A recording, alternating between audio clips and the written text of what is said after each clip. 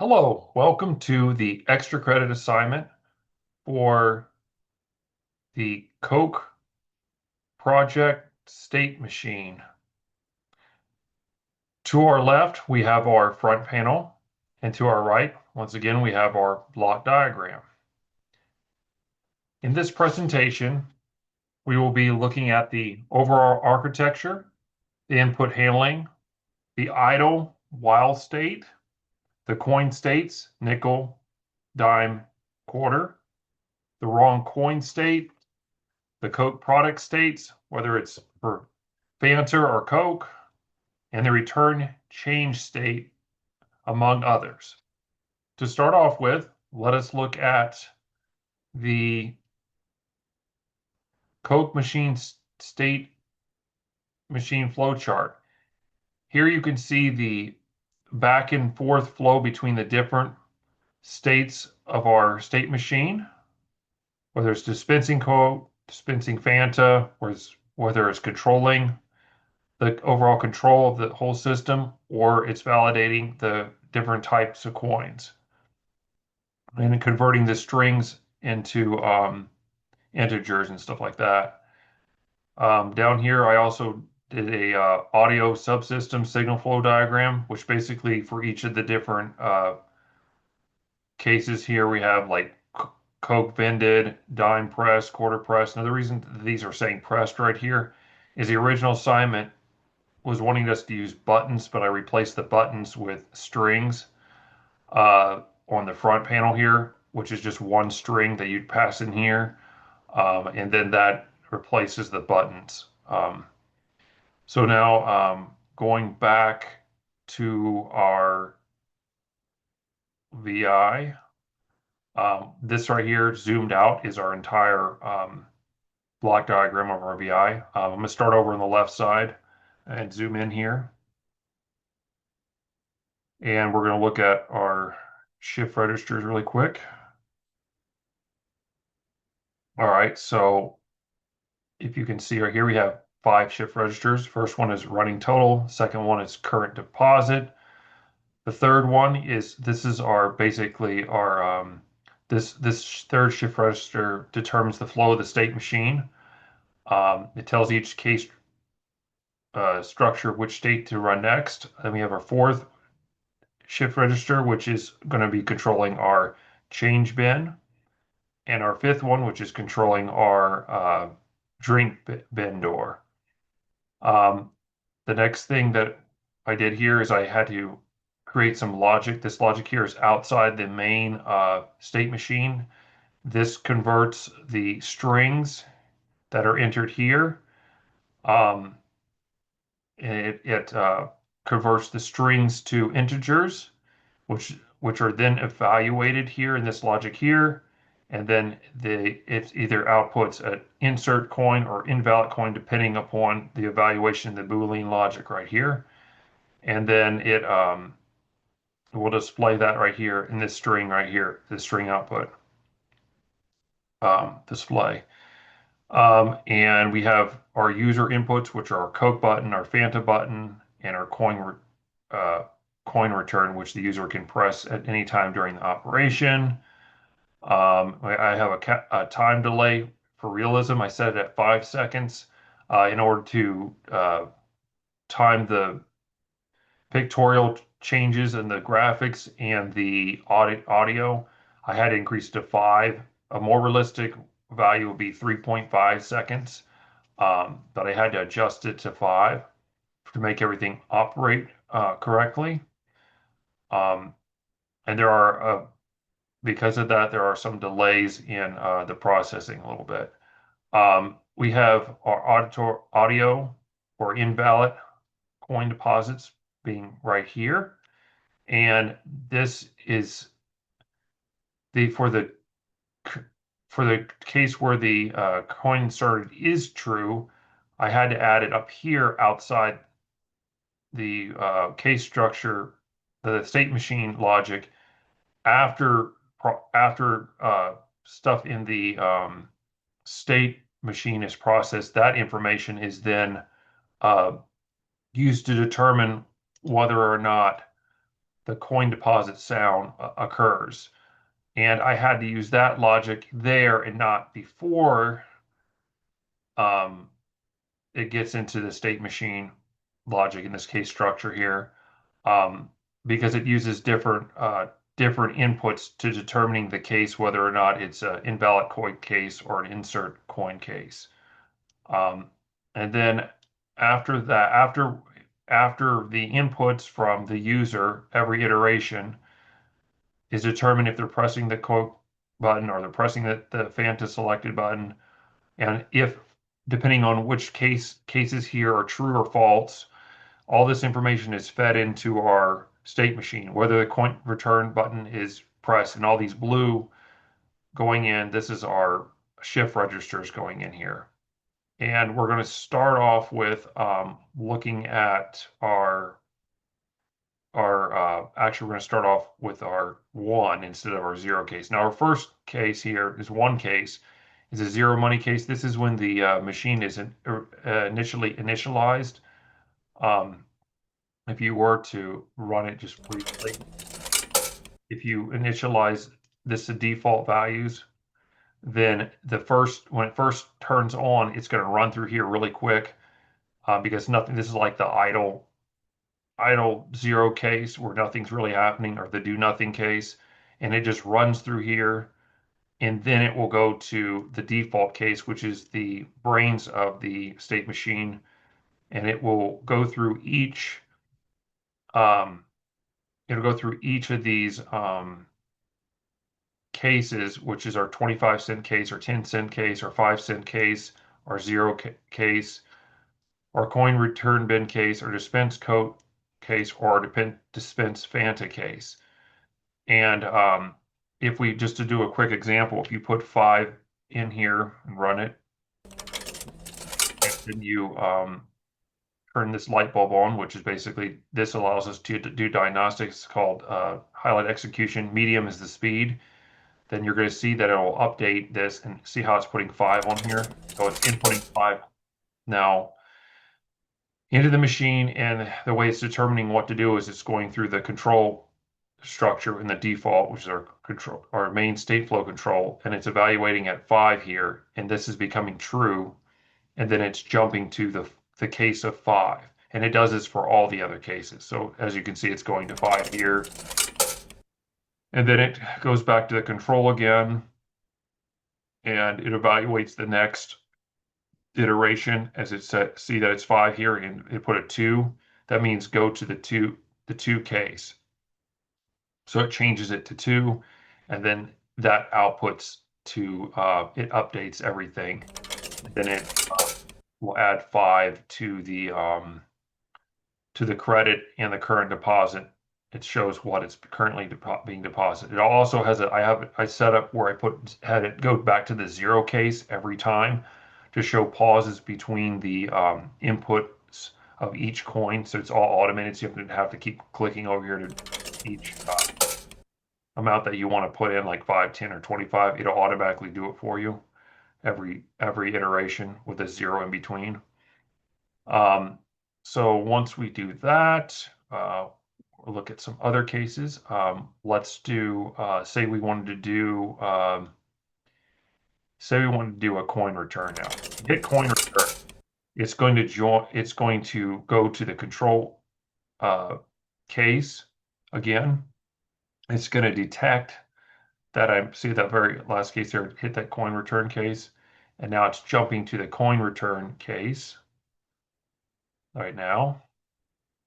And see, now it's going through this logic, and it's evaluating that, and then it's going to go through here, and it's going to now deposit your coins. It's going to keep continuing to enter in more. As you enter more coins, it's going to keep going through the loop. So let me shut this machine off temporarily. All right, so then let's go to the other cases. I just want to show a little bit how that worked. As you can see, it jumped down here. It was off screen, but it evaluated this one, and then that's why it went to case 5.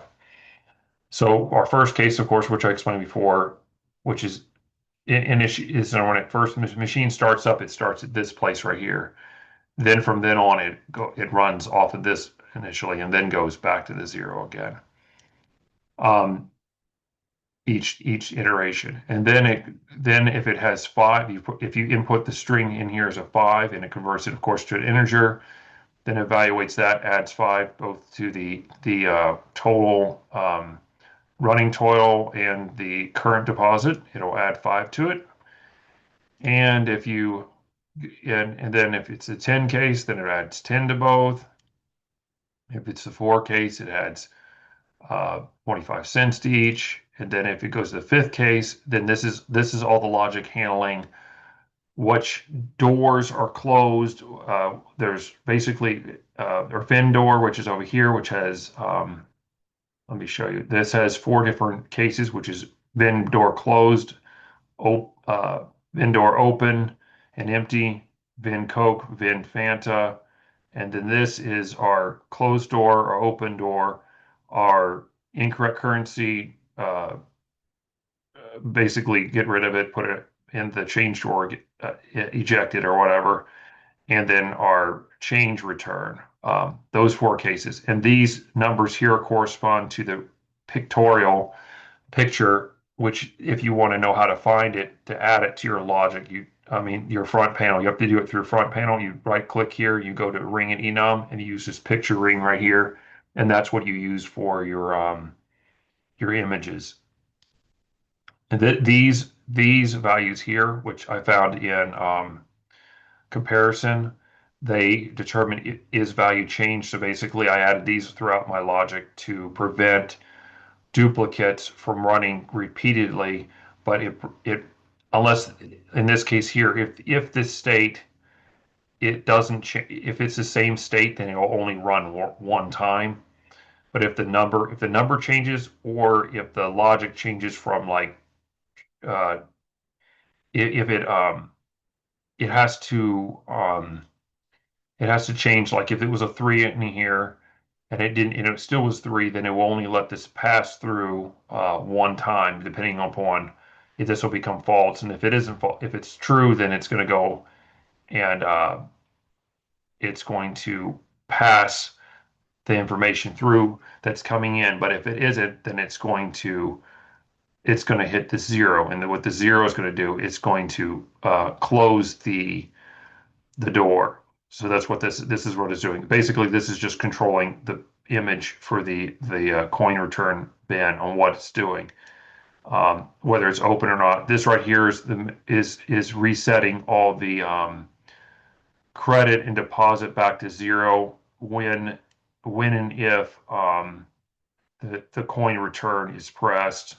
And then in this case here, this is a really complicated here, but this basically returns money and credit when wrong coin is deposited. So basically, if you put the wrong coin in here, it still allows you to get the correct credit that you've put in the machine. It allows you to still receive it. If this case is if you have something stored in here, then it will give you back that money, and that takes care of that problem. Yes. So that is that part. And okay, so then we have our, of course, these are the pictures that are being updated, which are right here and here. And now we're going to our Coke bin. This is our Coke bin. In this case here, the top part here is determining basically this is the sound for if it's true and false. If it's false, it does this. It has an empty bin sound for basically just nothing in it. This is if it's vending a drink, if it's a true case. It deducts 50 from the credit if it is greater than zero. If it isn't, then it doesn't go under zero. It simply will keep cycling until you put enough money in the machine for it to be over 50 for Coke and 55. You have to have 55 credits in here to get a Fanta.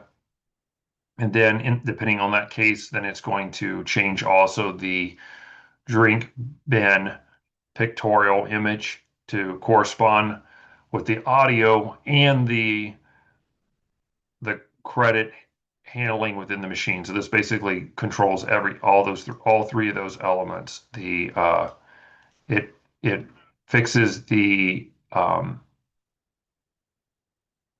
it fixes the deducts the actual money from the machine, and it changes the image, and it also controls the audio for anything that's happening anytime there's a drink being vended for the Coke. And the same thing with Fanta. The only difference is with a Fanta, um, is that of course it's 55 deducted instead of 50.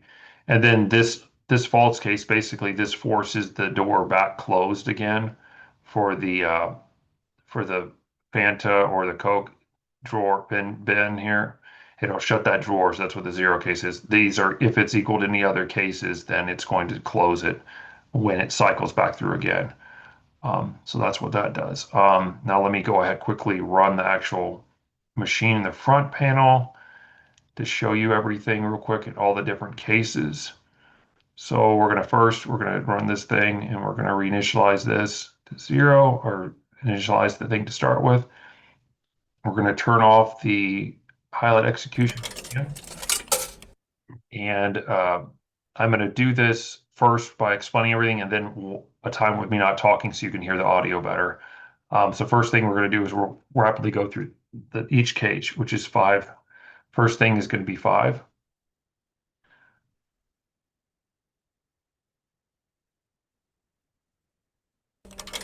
So the first case we are doing is we're entering in 5. If we change this to a 0, it's going to this is basically as like we're entering no money, so nothing is going to be incremented. So as you can see, nothing's happening. Then if we increase it to 5, then now we're going to start depositing 5 cents in here.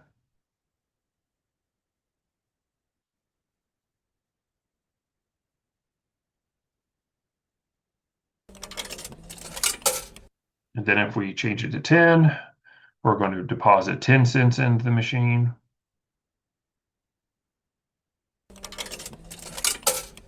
Then we're going to do 25.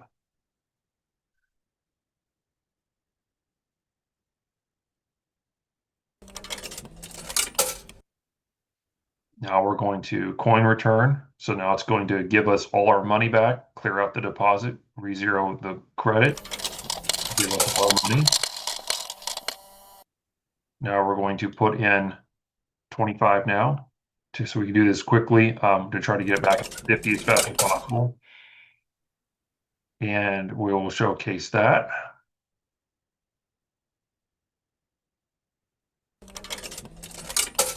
Now I'm pressing to enjoy Coke because we want a Coke. It's at 50, so it's going to give us one. It zeroes everything out.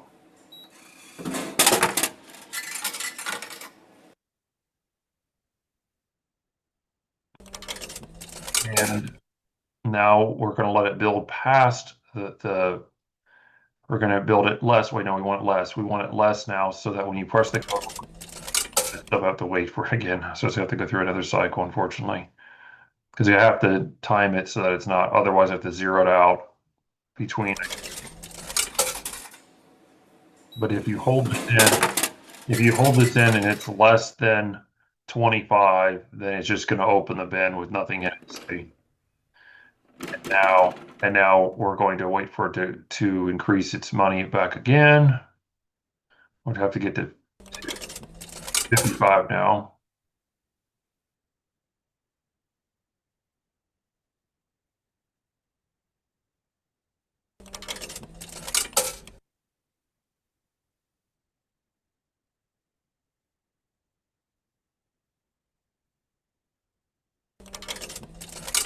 We're pressing the Fanta now, and it's going to give us a Fanta, and there should be some change left over. 20 cents it's supposed to be. Now, we wanted to get our coin return now. We want our money back. We don't want to get any more drinks. get our money back. Now let me show you some other cases. Say we put a set. Let's let it build a little bit in here first. Now we're going to put this. Now this is invalid, so it's going to beep and tell us that it's no, it doesn't do that, as you can see. Now if we hit record and return, it's now going to give us the incorrect coins plus the coins, unrecognizable coin. It's going to gave us the unrecognizable coins plus the coins that we already had in the machine. If we hit it again, now that we've received it, there's not going to be anything in the bin. There'd be empty now. As you can see, it's empty. Now, if we put in 8, which is another incorrect currency, and we press the coin return again, it's going to then give us, it's going to give us that invalid coin back too that we just put in the machine. As you can see, give us just the invalid coin that we just put in the machine only. If we press it again, now that we've already received it, there shouldn't be anything in the machine anymore.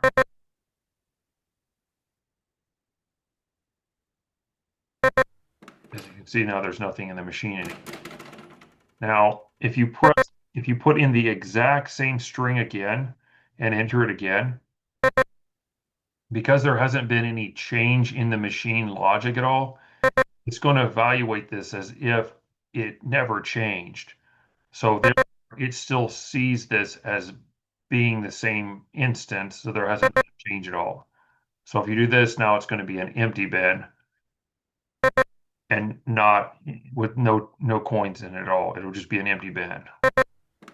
Now, this may be seen as a design flaw or something, but this one case is the reason it doesn't give you an incorrect coin in this case and doesn't show that image is because the way that in real life you wouldn't have representation between an empty bin, and a